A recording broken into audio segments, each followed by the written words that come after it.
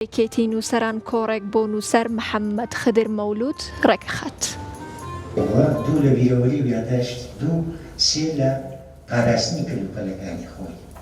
بەڵام جەلالەت بەدرخان کە نامەی بۆ دەنێرم لە درێژەی چالاکی ئەدەبی و هونەرەکانی خۆی یەکێتی نووسەران لەقەی هەولێر کۆڕێکی ناساندنی دوایین گۆڤاری ڕۆژنامەوانی و لێکۆڵینەوەی هەر سێ خوێندنگای بەدرخان و موکریان و مێجەرسۆن بۆ دکتۆر محەممەد خدر مەولود ڕێکخست.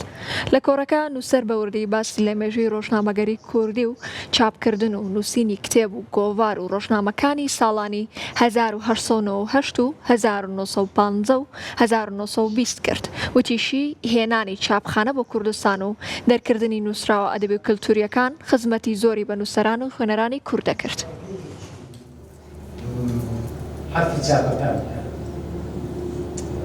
ئەو ژمارەیە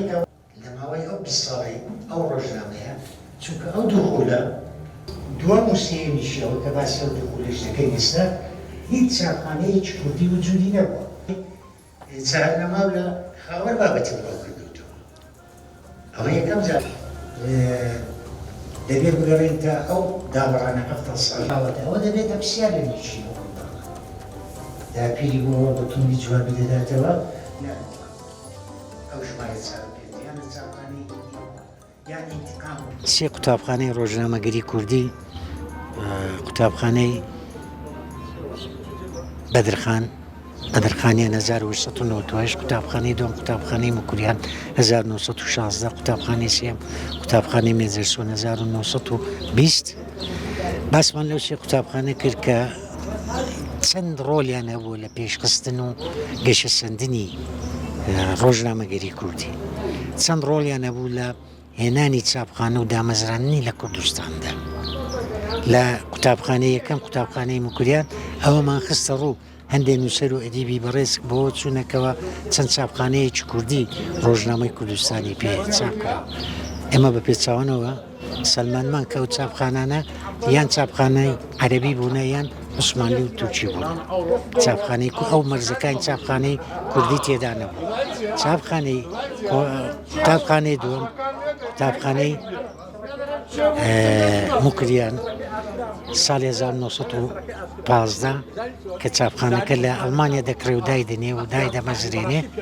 لەوێ سێ کتێب چاپ دەکات دواتریش لە ڕواندز کۆمەڵێک گۆڤار و ڕۆژنامەی پێ چاپ دەکرێت و بڵاو دەکرێتەوە لەوانە زاری کرمانجیە کە لەو گۆڤارانێک کە گۆڤارێکی گشتی تەواوی ناوچەکانی کوردستانی هەروە سەردواری بوونی ئەو کتێبە گرنگەی کە ناوی خونچەی بارستانە باسمان لەوەش کردکەوە لە دوای زاری کرمانجی ڕووناچی گۆڤاری هەتاو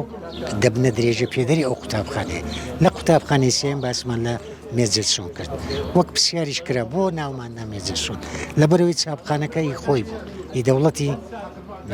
بەریتانیا بوو لە سلێمانی و لە بەغداوە هێنابووی بۆ سلێمانی بۆ ئەوەی میدیایەکی بە ئاراستەکرا و خۆی هەبێ و ئیشرافی بکە ڕۆژنامەیەک دەربکە کە ڕۆژنامەی پێشکەوتم ڕاستەوە خۆش خۆی ئیشراف لەسەر دەکە پێشتریش لە بەغدای تێگەیشتن ڕاستی دەرکرد بوو سێ لە پاراستنی کردوپەلەکانی خۆی بەڵام جەلالەت بەدرخان کە نامەی بۆ دەنێرم نامە و نامەکانی دەڵێ حەزرەتی مەعەز دەڵێ لە پێش ئێستا لە خولی دووەمی ڕۆژنامەی